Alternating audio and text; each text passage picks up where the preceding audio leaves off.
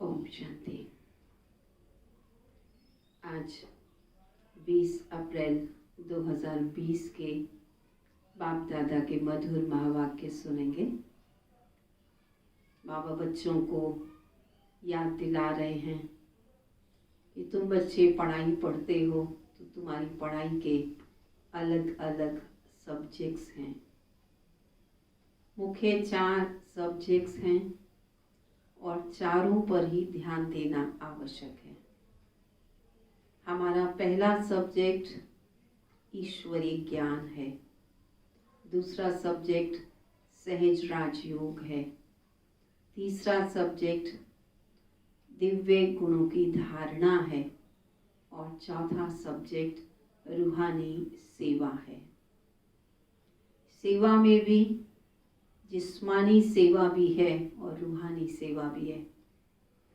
बाबा कहते तुम्हारा सब्जेक्ट यूँ रूहानी सेवा है, परंतु यदि रूहानी सेवा नहीं कर सकते कोई भी कारण से तो स्थूल सेवा भी है।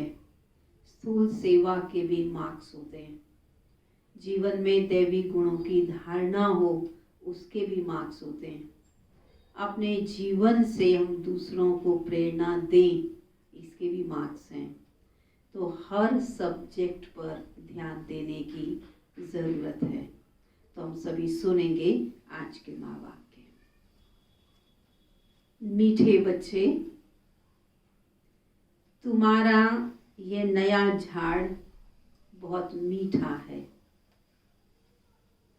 इस मीठे झाड़ को ही कीड़े लगते हैं। जो मीठा होता है उसमें चींटियाँ आती हैं, कीड़े लगते हैं। ये देवी देवता धर्म, ये दैवी झाड़ कलयुग के अंत में स्थापन होता है। तो इसलिए बाबा कहते हैं दैवी झाड़ बड़ा मीठा है, पर फिर इसमें कीड़े भी बहुत लगते हैं। कीड़ों को समाप्त करने की दवाई वह है मन मना भाव। अगर मन बाबा की याद में रहेगा तो किसी भी चीज़ का इफ़ेक्ट नहीं आएगा और सहज हम परफेक्ट स्टेज को प्राप्त कर सकेंगे। प्रश्न है, पास विद ऑनर होने वाले स्टूडेंट्स की निशानी क्या होगी? स्टूडेंट्स को अपनी पढ़ाई का मालूम पड़ जाता है, हमने कितनी पढ़ाई की हुई है और हमारी इस पढ़ाई के अनुसार हमारे कितने नंबर आएंगे। तो पास विद होने वाले स्टूडेंट्स की निशानी क्या होगी?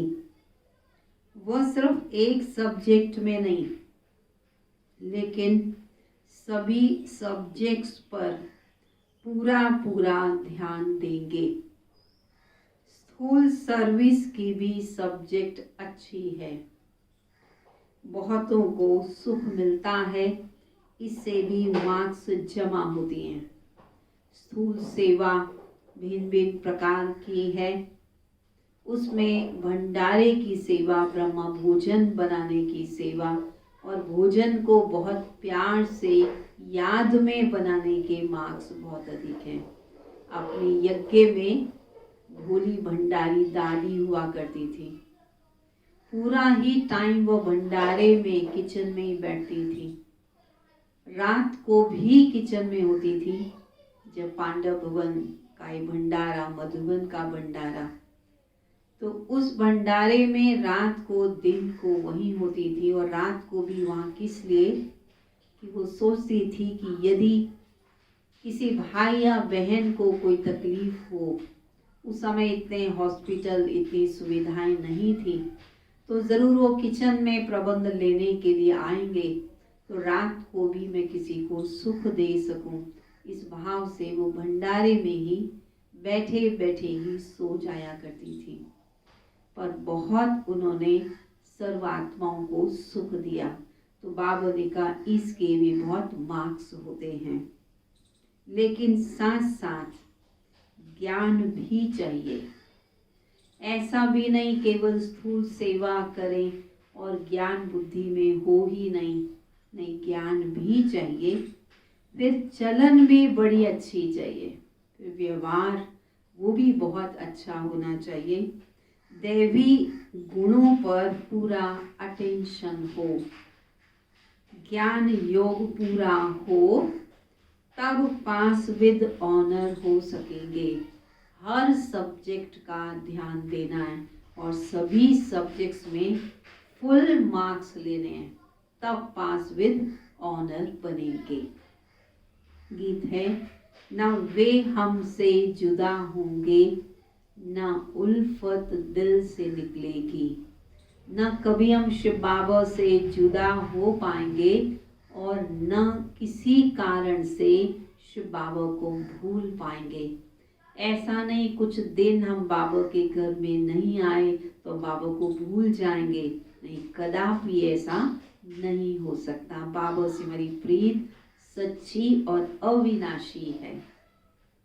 ओम शांति। बच्चों ने क्या सुना? गीत सुना। बच्चों की किससे दिल लगी हुई है? गाइड से। गाइड क्या क्या दिखलाते हैं? स्वर्ग में जाने का गेट दिखलाते हैं। बच्चों को नाम भी दिया है गेट वे टू हेवन, स्वर्ग में जाने का रास्ता। स्वर्ग का फाटक कब खुलता है?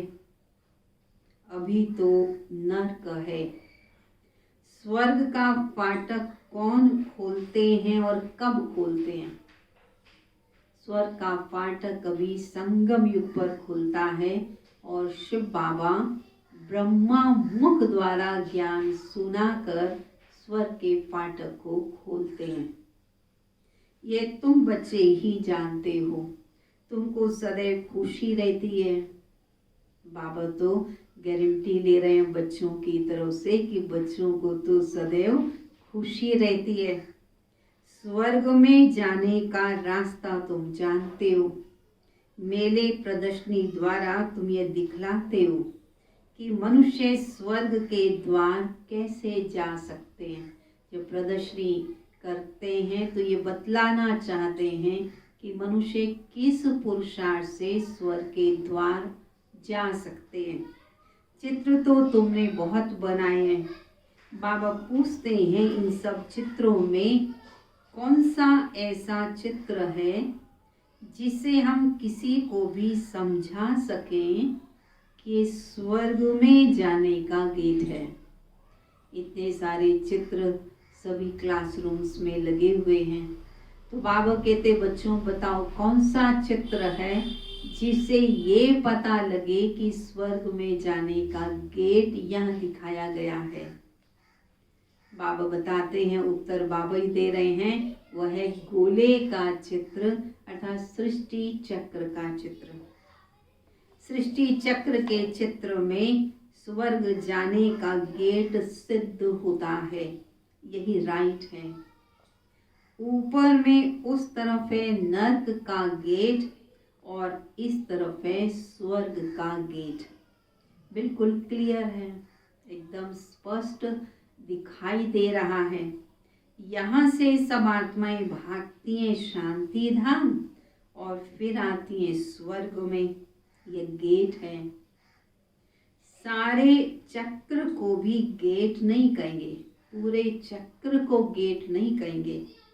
ऊपर में जहाँ संगम दिखाया है, जहाँ सुई दिखाई है, जहाँ कांटा दिखाया है, वह है पूरा गेट जिसे आत्माएं निकल जाती हैं, फिर नई दुनिया में आती हैं। बाकी सब शांति धाम में रहती हैं। कांटा दिखाता है कि बीच में कलयुग और सतयुग के बीच का जो कांटा है वो दिखाता है ये नर्क व स्वर्ग।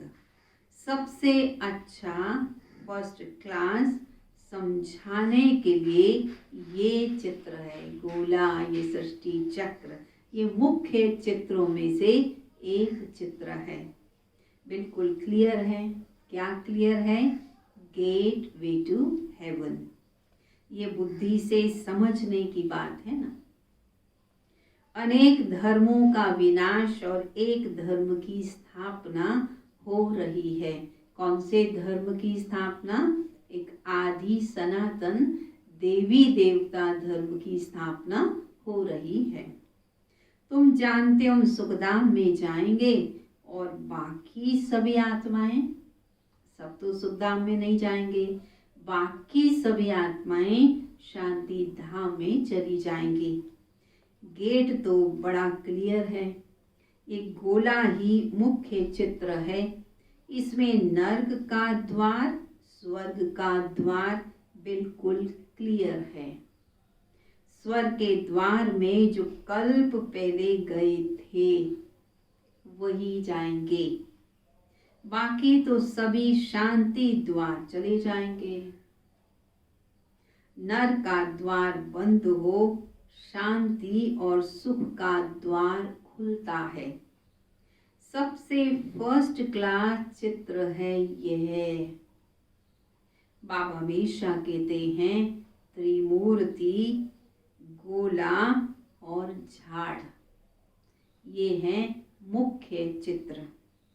जो भी कोई आए उनको पहले इस चित्र पर दिखाओ। स्वर्ग में जाने का ये गेट है। एक तरफ है नर्क और एक तरफ से है स्वर्ग। नर्क का विनाश होता है, मुक्ति का गेट खुलता है। इस समय हम स्वर्ग में जाएंगे और बाकी सब कहाँ चले जाएंगे? शांति धाम में जाएंगे। कितना सहज है। स्वर्ग द्वार सभी तो नहीं जाएंगे, वहां तो इन देवी देवताओं का ही राज्य था। तुम्हारी बुद्धि में है स्वर्ग द्वार चलने के लिए अभी हम लायक बन रहे हैं। सब स्वर्ग के द्वार नहीं जा सकेंगे। जिसने स्वर्ग में जाने के लिए स्वयं को तैयार किया होगा।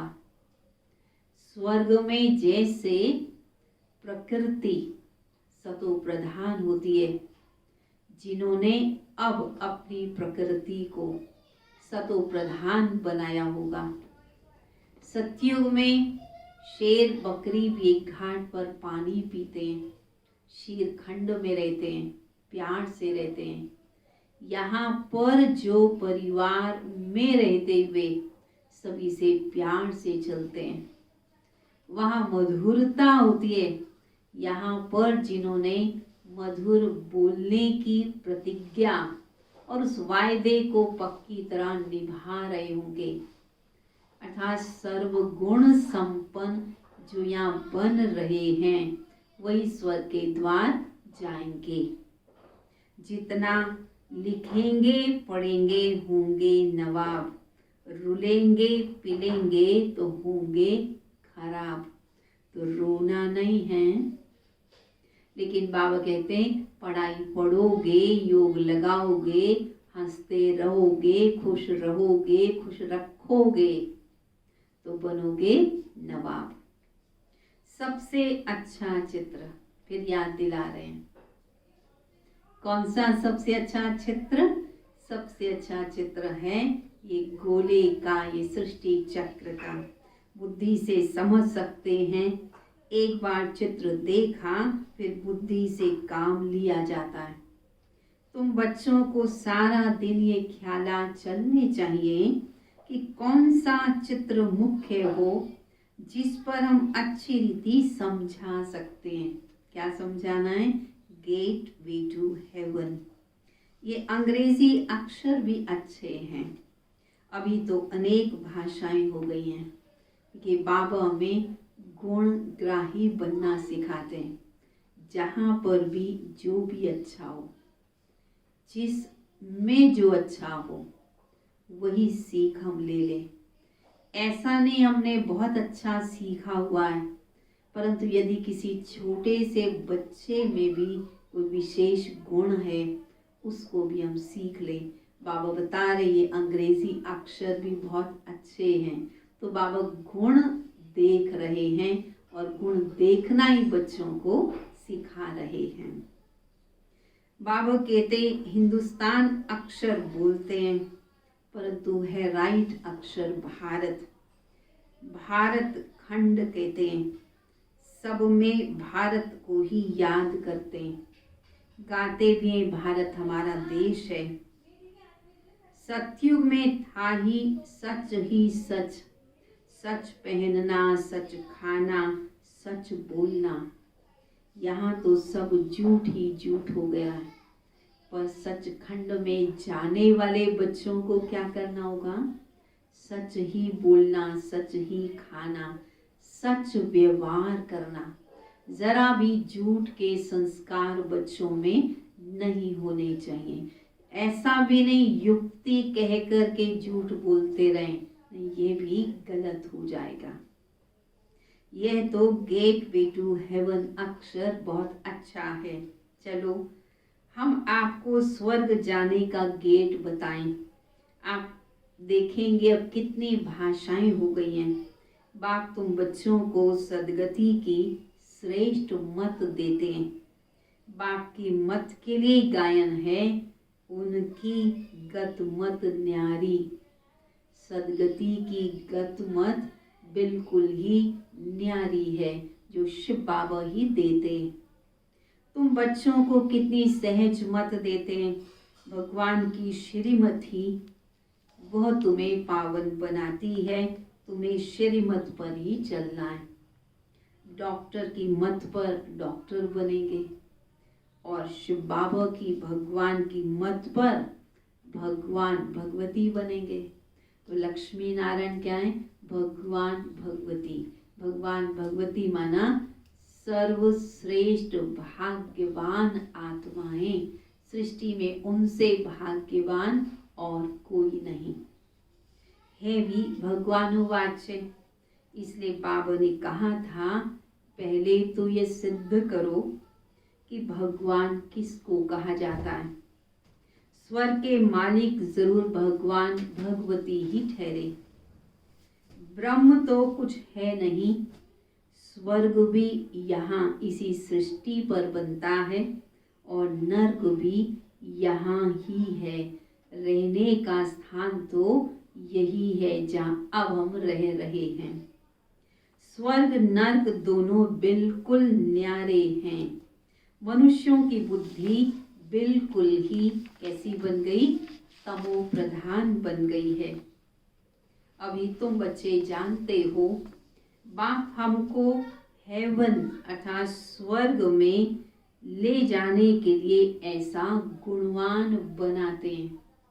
हमें जहाँ जाना होता है वहाँ जाने की हम पूर्व तैयारी करते हैं। स्वर्ग में जाना है तो स्वर्ग में जाने के लायक बनना है। मुख्य फुरना ही ये रखना है, मुख्य फिक्र, मुख्य लगन ही एक ही रखनी है कि हम सतो प्रधान कैसे बने। बाप ने बताया कैसे बनेंगे सतो प्रधान। बाप ने बताया मामेकम याद करो, चलते फिरते काम करते बुद्धि में याद रहे। आशिक माशुक भी कर्म तो करते हैं ना, हम सभी हैं आशिक, क्योंकि शिव बाबा से बहुत प्यार करते हैं इसलिए नाम दिया आशिक। और शिव बाबा हमारा माशुक, वो हमें सबसे अधिक प्रिय है। तो दुनिया में लौकिक आशिक माशुक कर्म तो करते ही हैं। तो बाबा कहते तुम्हें भी कर्म तो करना है, पर एक बाबा को ही, एक माशुक को ही याद करते रहना है। भक्ति में भी कर्म तो करते हैं, देवी देवताओं को याद करते हैं तो भी कर्म तो करते हैं, ड्यूटी तो अदा करते हैं। बुद्धि में उनकी याद रहती है। याद करने के लिए माला भी फेरते हैं। बाप भी घड़ी घड़ी कहते हैं मुझ बाप को याद करो। सर्वव्यापी कह देते हैं। अगर कह दिया भगवान सब में है तो फिर याद किसको करें। सब में ही यदि भगवान है तो किसको याद करें, ये एक समस्या हो जाती है। बाप समझाते तुम कितने नास्तिक बन गए थे, बाप को ही नहीं जानते थे। कहते भी हो ओ गॉड फादर, परंतु वह है कौन ये जरा भी जानते नहीं। आत्मा कहती है ओ गॉड फादर, परंतु आत्मा क्या है, परमात्मा क्या है, उनको जानते बिल्कुल भी नहीं। ऊन से ऊन सुप्रीम सोल, एक परमात्मा निराकार है। एक भी मनुष्य नहीं जिसे आत्मा का, परमात्मा का यथार्थ परिचय हो। ये शरीर तो 5 तत्वों का बना है और इस शरीर में आत्मा अविनाशी एक बिंदी है और परमात्मा सुप्रीम निराकार सदा पवित्र परम धाम में रहने वाले हैं। इसने तो, ब्रह्मा ने तो बहुत गुरु किए, परंतु कोई ने ये नहीं सुनाया, किसी भी गुरु ने उन्हें ये नहीं सुनाया आत्मा वास्तव में क्या है, परमपिता परमात्मा क्या है। ऐसे नहीं परमात्मा को जानते थे, नहीं, परमात्मा को भी नहीं जानते थे। आत्मा को जान जाएं तो परमात्मा को भी फट से जान जाएं। बच्चा अपने को जाने और बाप को न जाने तो कैसे चल सकते हैं। तुम तो भी जानते हो आत्मा क्या, कहाँ रहती है। डॉक्टर लोग भी इतना समझते हैं, इतना समझते हैं डॉक्टर लोग भी कि आत्मा अति सूक्ष्म है, इन आँखों से देखी नहीं जाती। फिर शीशे में बंद करने से देख कैसे सकेंगे। किसी सीरियस पेशेंट को एक शीशे के बॉक्स में रख दिया एक्सपेरिमेंट करने के लिए, और जब आत्मा निकली तो वो ग्लास, वो शीशा क्रैक हो गया, लेकिन चारों तरफ डॉक्टर्स और साइंटिस्ट खड़े थे, पर तब भी वो आत्मा को देख नहीं पाए। आत्मा अति सूक्ष्म है जिसे इन आँखों से देखा नहीं जा सकता। दुनिया में तुम्हारे जैसी नॉलेज किसी के पास है नहीं। तुम जानते हो आत्मा तो बिंदी है, परमात्मा भी बिंदी है। बाकी हम आत्माएं पतित से पावन और पावन से पतित बनती हैं। वहाँ तो पतित आत्मा नहीं रहती है, वहाँ से सब पावन आते हैं। परम धाम में कोई आत्मा पतित नहीं होती। वहाँ से जब आत्मा इस सृष्टि पर आती हैं तो सब पावन होती हैं, परंतु पावनता की स्टेज सभी की नंबर वार होती है, इसलिए सृष्टि पर भी नंबर वार ही उतरते हैं। फिर आत्मा पावन से पतित बनती है, फिर बाप आकर पावन बनाते हैं। ये बहुत ही सहज से सहज बात है। तुम जानते हो हमारी आत्मा 84 का चक्कर लगाए अब तमो प्रधान बन गई है। इस बात को भी महसूस करना है कि मैं आत्मा सतयुग से पुनर्जन्म लेते लेते जब अंत में पहुंची हूँ तो अब आत्मा तमो प्रधान बन गई है। और जब ये महसूस हो कि आत्मा तमो प्रधान है तो फिर सतो प्रधान बनने का भी फुर्ना रहे, इसलिए ये भी महसूस करना आवश्यक है। शिव बाबा ने ब्रह्मा में प्रवेश किया है। इनको सुनाता हूँ, ब्रह्मा को ज्ञान सुनाता हूँ, तुम भी सुन लेते हो। कभी बाबा कहते मैं तुम बच्चों को सुनाता हूँ तो ये ब्रह्मा भी सुन लेते हैं, और कभी आज क्या कह रहे हैं कि तुमको सुनाता हूँ, ये ब्रह्मा भी सुन लेते हैं। यह है रथ। तो बाबा ने समझाया नाम रखना चाहिए, एक ही आज बाबा की तात है। कौन सा नाम रखना चाहिए, कौन से गेट की बात कह रहे हैं बाबा, लिखना चाहिए गेट वे टू हेवन। परंतु इसमें भी समझाना पड़े कि सतयुग में जो देवी देवता धर्म था वह प्राय लोप है, किसी को पता ही नहीं। झाड़ भी पुराना जरूर होता है, ये वैरायटी धर्मों का झाड़ है। झाड़ के हिसाब से और सब धर्म वाले आते पीछे हैं। इस कल्प वृक्ष में, इस झाड़ में सभी धर्मों का वृत्तांत बताया है, कौन सा धर्म कब प्रवेश करता है। तो बाबा कहते और सभी धर्म तो बाद में आते हैं, ये ड्रामा बना बनाया है। ऐसे थोड़ी कोई को टर्न मिल जाएगा सतयुग में आने का, कोई भी आ जाएगा सतयुग में, नहीं। ये तो अनादि खेल बना हुआ है। सतयुग में एक ही आदि सनातन प्राचीन देवी देवता धर्म था, सबसे प्राचीन, सबसे पुराना। सनातन, पुरातन अर्थात प्राचीन, तो सबसे पहला प्राचीन धर्म था देवी देवता धर्म। अब तुम बच्चों की बुद्धि में है कि हम स्वर्ग में जा रहे हैं।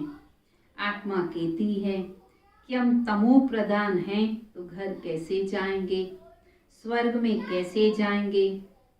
उसके लिए सतो प्रधान बनने की युक्ति भी बाप ने बतलाई है। बाप कहते मुझे पतित पावन कहते हैं। अपने को आत्मा समझ बाप को याद करो। भगवानो वाच्य लिखा हुआ है। भगवान स्वयं कहते हैं कि अपने को आत्मा समझ मुझे एक बाप को याद करो, मावे कब याद करो। ये भी सब कहते रहते हैं। क्राइस्ट से इतने वर्ष पहले भारत स्वर्ग था। कितने वर्ष पहले? क्राइस्ट से 3000 वर्ष पूर्व स्वर्ग था। और क्राइस्ट को आए हुए कितना टाइम हुआ? 2000 वर्ष। तो सिद्ध क्या हुआ? पूरे चक्र की आयु 5000 वर्ष है। अब यह भी कोई जानता नहीं, तुम तो अच्छी रीति जानते हो। पहले ये सब बातें तुम नहीं जानते थे। दुनिया में किसी को भी पता नहीं कि आत्मा ही अच्छी व बुरी बनती है। सभी आत्माएं बच्चे हैं, इसीलिए किसी आत्मा के लिए कहा जाता ये श्रेष्ठ आत्मा, पुण्य आत्मा, और किसी के लिए कहा जाता पाप आत्मा। तो आत्मा ही कर्म कराने वाली शक्ति है, इसलिए टाइटल भी आत्मा को ही मिलते हैं। सभी आत्माएं बच्चे हैं, बाप को याद करते हैं। बाप सभी का माशूक है और हम सभी आशिक हैं। अभी तुम बच्चे जानते हो कि वो माशूक आया हुआ है, बहुत मीठा माशूक है, नहीं तो सभी उनको याद क्यों करते। अगर वो मीठा ना होता, प्रिय ना होता, सुखदाता ना होता तो सब उन्हें याद क्यों करते। कोई भी ऐसा मनुष्य नहीं होगा जिसके मुख से परमात्मा का नाम न निकले। यदि कोई नास्तिक भी होगा तो भी कहेगा मैं तो भगवान को नहीं मानता, पर कभी कभी क्या कह देता है, बाय गॉड मैं तो भगवान को बिल्कुल नहीं मानता। भगवान को तो सभी मानते ही है, सिर्फ जानते नहीं है। तुम जानते हो आत्मा शरीरी है, आत्माओं की ही पूजा होती है। हम जो पूज्य थे वह फिर अपनी ही आत्मा को पूजने लगे। हो सकता है पिछले जन्म में ब्राह्मण कुल में जन्म लिया हो। तुम बच्चों को समझाना है स्वर्ग का फाटक खोलने वाला बाप है, परंतु खोले कैसे, समझाए कैसे। भगवान वाच्य है तो जरूर शरीर द्वारा वाच्य करेंगे ना। शिव बाबा सुनाएंगे तो शरीर द्वारा, मुख द्वारा ना। आत्मा ही शरीर द्वारा बोलती है, सुनती है। ये बाबा रेजगारी बताते हैं, बीज और झाड़ है। तुम बच्चे जानते हो ये नया झाड़ है, आहिस्ते आहिस्ते फिर वृद्धि को पाते हैं। तुम्हारे इस नए झाड़ को कीड़े भी लग जाते हैं, क्योंकि नया झाड़ बहुत मीठा है ना। मीठे झाड़ को ही कीड़े आदि कुछ न कुछ लगते हैं, फिर दवाई दे देते हैं। तो बाबा ने कौन सी दवाई दी? बाबा ने दवाई दी मन मना भाव। ये बहुत अच्छी दवाई है। मन मना भाव ना होने से कीड़े खा जाते हैं। कीड़े वाली चीज किस काम की?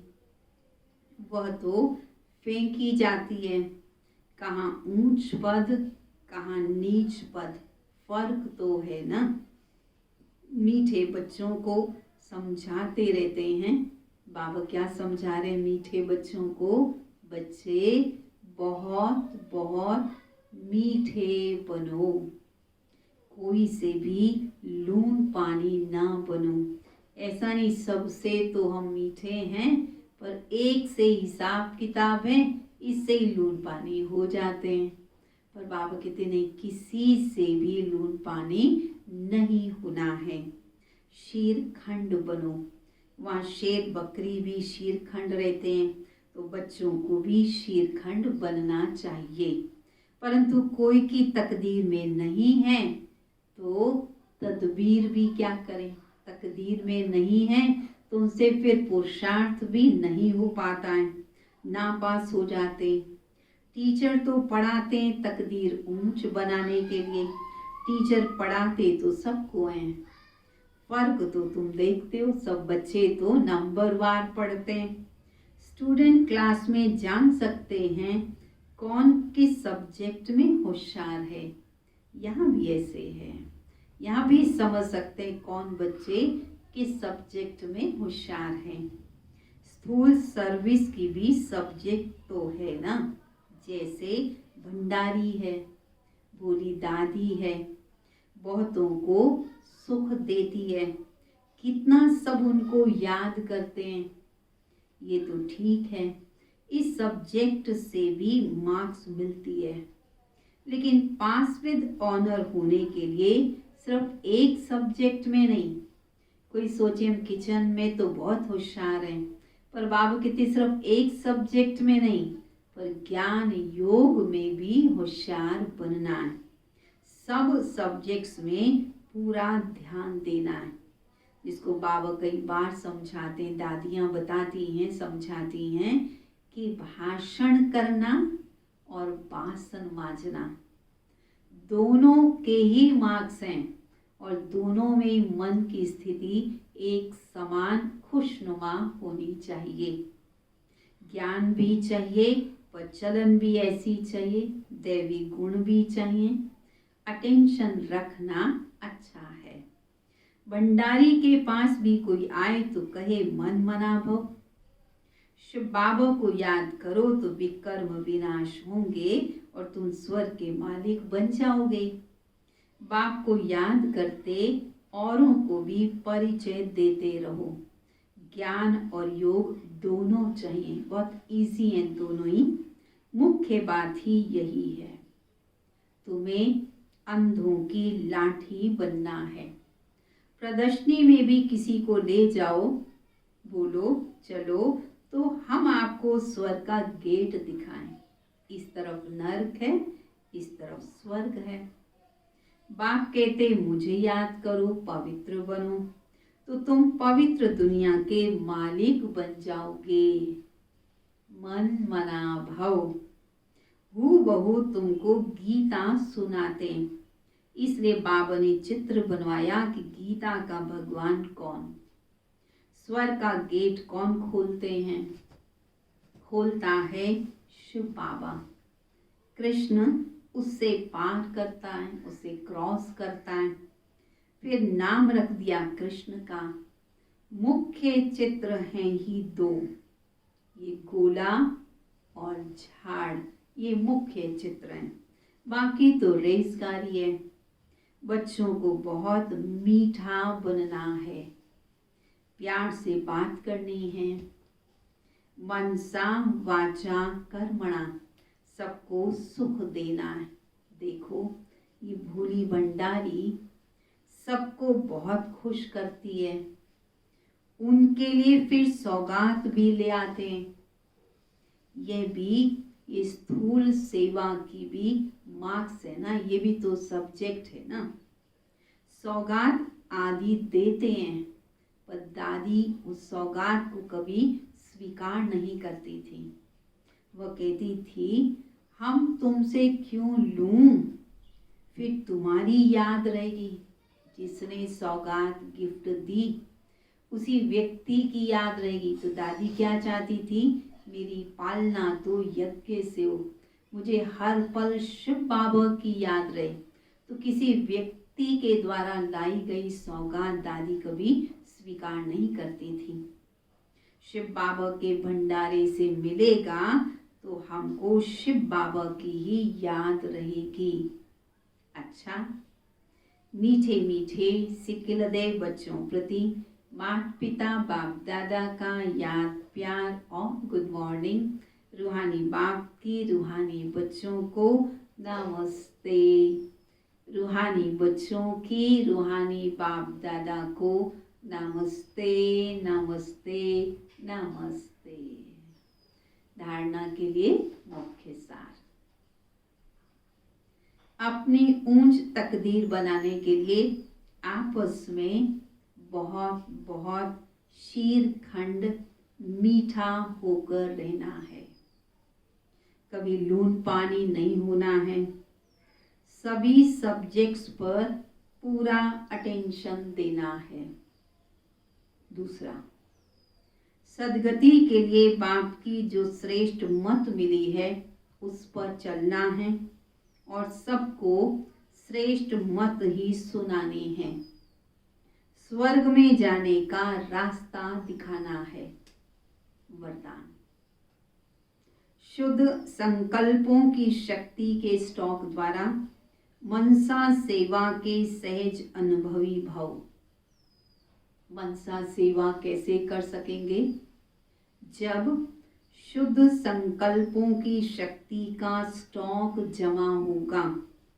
अंतर्मुखी बन शुद्ध संकल्पों की शक्ति का स्टॉक जमा करो।